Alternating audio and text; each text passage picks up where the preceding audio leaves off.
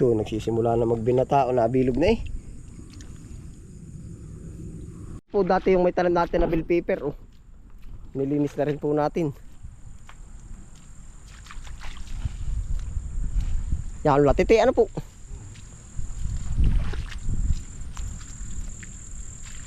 Para karami rin yung kamuti ah oh.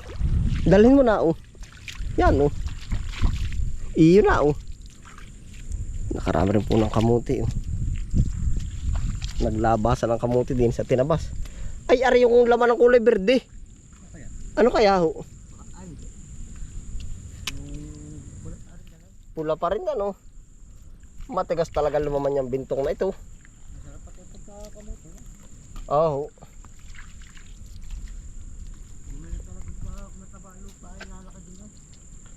Hindi ho ka magtatatabal.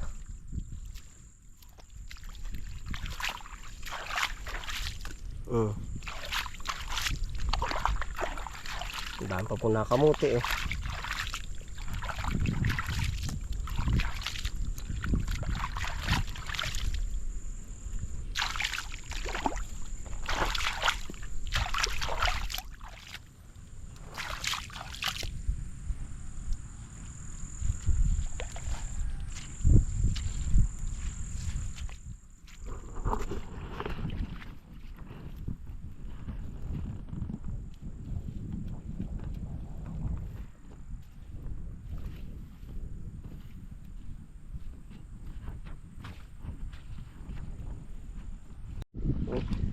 Ay po, ang dami po namin nakuha kamuti eh. Yun lang ho ang kaibahan ng kamuti ang tanim sa totoo lang. Ay kahit sukalin, pagtatabas mo pagkadami makukuhang garni.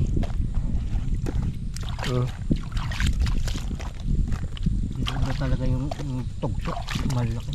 Ano kaya? Ito gapang ngayon po. Siya nga. Yun na oh. Karami rin oh. Ha? Yan ang mahal. Aba, lahat nga iduro pagkakamahal. Kahit na magulay. May kinakarni na ngayon. Ha? Karni na binibili. Bakit mas mahal? Ay siya nga naman pala ano. Mura-mura pa ang karne kaysa. Ay naipat yung oh. Walang halos magpaparas naman. Dahil hindi rin mabili. Dahil mahal din. Mahal.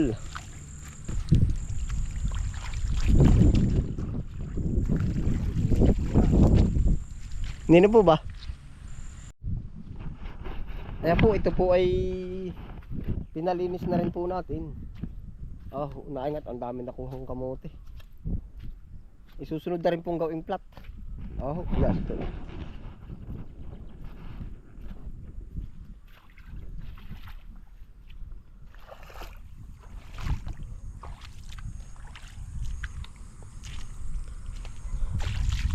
Siguro po pagkatapos nung malaking pinitak, dito naman ang lipat na nagpa-plat. Tayo po naman kaya kahit pagawa po ng paggawa ng plat ano, siguro ito hindi man natin mataniman ngayong month na ito. Siguro pag po medyo madalas po 'yung ulan, ito po basehan po natin. Yan. Madalas po ay ulan. Kahit po ito mo kita sa mga kanal, kahit malalalim ang kanal. Basta chichimpo po tayo ng magandang panahon. Tapos ay minsan po ay natingin din ako sa weather update ay bago magpabuhos ng buto. Bago tayo maglagay.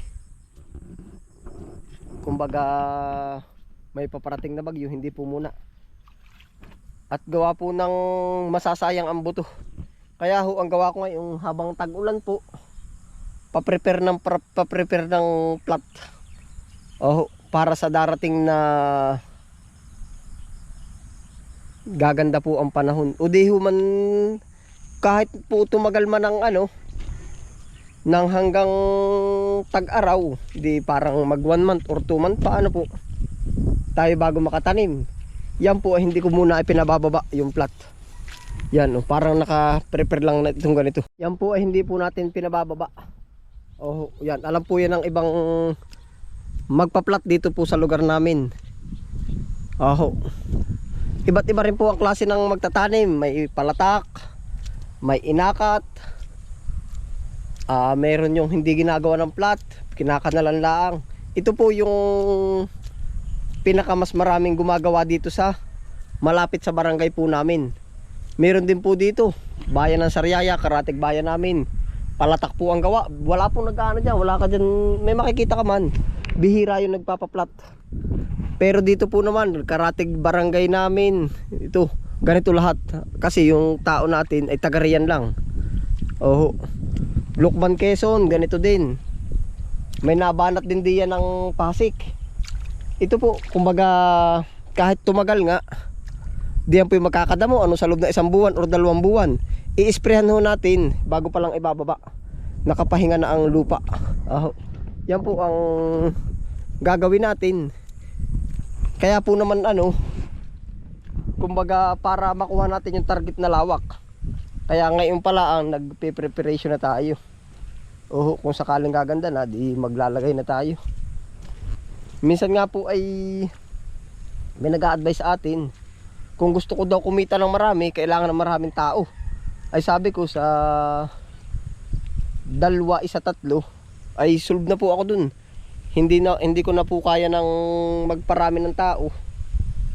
Pagka ganun, kumbaga hindi, parang kaya naman siguro sa harvest ay baka lumikuwak yung ano, kumbaga hindi pa po ganun kadami yung kapital natin ba. Pinapaikot pa nga po ay. Sa totoo po yung mga hinarbest nating gulay dito, ito yun, sila na yung nagtrabaho. Kung magets nyo po ano, ang nagtrabaho dito ay si Singkang. Ang nagtrabaho niyan ay si Singkang. Yan. Tapos pag malapit na rin po kaming humarbest nito, ang magpapatrabaho po naman ng ibang harvest natin, aring si sibuyas, marami pa pong ipapaharvest dito. Ganun lang po ang ginagawa ko po dito sa ating taniman. Kung nagets nyo po ano, yun po ang aking kwenta dito sa ating taniman. Yan. Yung po namang ibang ano, kagaya na rin, pinadala natin kay Chong yung na-harvest pong mga kamote.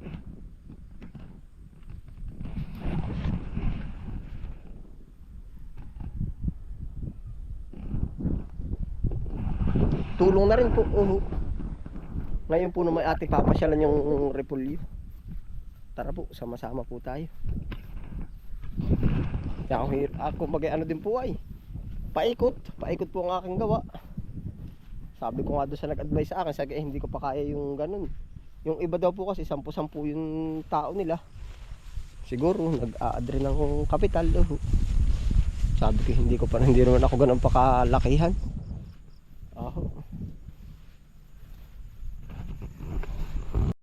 Areho, update ko kayo sa ating repolyo. Panalo, nakakatuwa. Yan, ang lalaki na ho. Lumalaki na. Medyo matigas na pati. Yan po naman ang kagandahan ng halaman. Yung haba po ba silang lumalaki, hindi naman natin sila binabantayan. Kumbaga di bisita nga, yun lang, pakainin, bisitahin. Yung po lang ang tatrabahuhin natin, hindi yung tulad nung araw gabi nating babantayan po ba. Di ang atin bisita. Yan, ara na po yung ating repolyo. Sino ka mas mauna dito? Gabulan na lang ng supbul. Kagayo na kadangkal na. Pati yung ubak. Pati ubak naman pala Yan, ganda parang bulaklak kaya na po. Repolyo.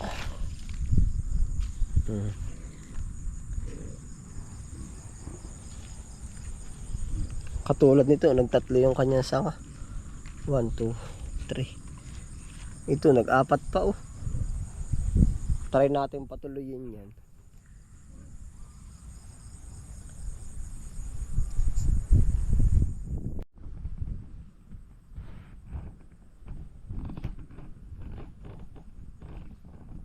Yun, no?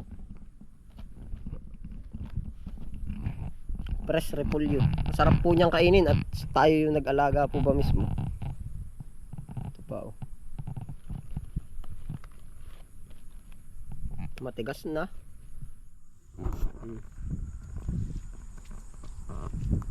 Kakatuwa, oh.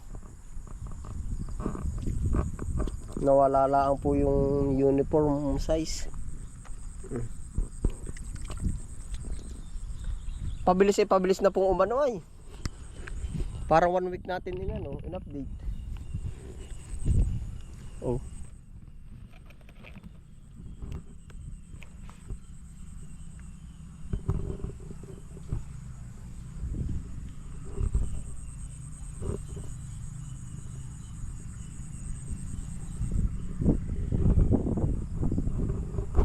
Ang nagbigay po ng buhay dito sa atin ay itong mataas na pangpang. Gawa ho nung nakaraan, yung tinanim natin doon sa banda doon ay para po bang maliit yung kanal. Ito po yung tuhod ay utang po. Ano ko po ulit sa inyo. Tuhod. Hanggang ganito, oh. Yung pangapong taas hanggang ganire. Yan po ang nagbigay ng buhay dito ngayong tag-ulan. Hindi ko ho alam kung anong gusto ng repolyo ay kung tag-ulan ba o tag-araw. Oho, pero pakalasa ko parang alagang pichay din lang talaga ito. Yun din naman ay dinahon din. May naliligta pa tayo.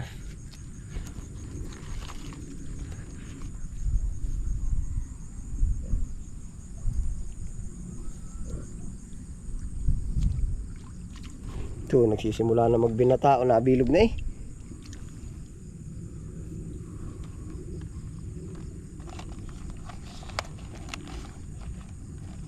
May insekto sa loob ah.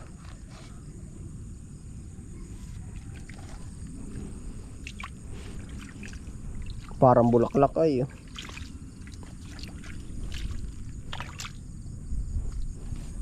Yan pa po sa kabila oh. Lalaki na rin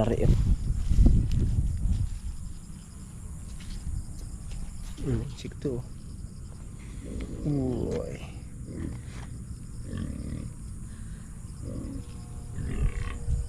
Yan na po ang ating repolyo.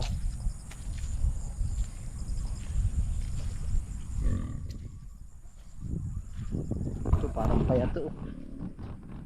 Nagdidilaw.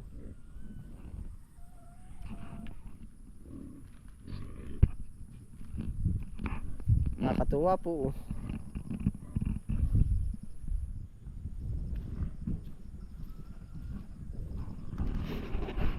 Yan po ang ganap sa ating taniman ano po at saka dun sa binubuksan pa nating iba.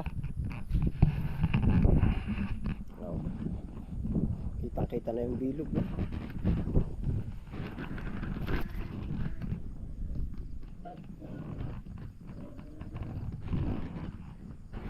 Ayun paano po? Salamat po sa inyong pagsama ano po yan. Ingat po ang lahat. Happy lang po. Ito po ang kaganapan sa ating taniman. Oh, diretso lang po yung natin pa-plat. Opo, pero ang kinukuha po natin yung budget talaga ay dun sa mga binebenta. Kaya po kung tutuusin yung kita natin ay di dun pa rin pumupunta. Hanggang sa lumawak po ba nabawas po tayo ay pag yung talagang kailangan na. Yan, panggastos. Yan, salamat po sa inyong pagsama. Ingat po ang lahat. Happy lang po. Bye.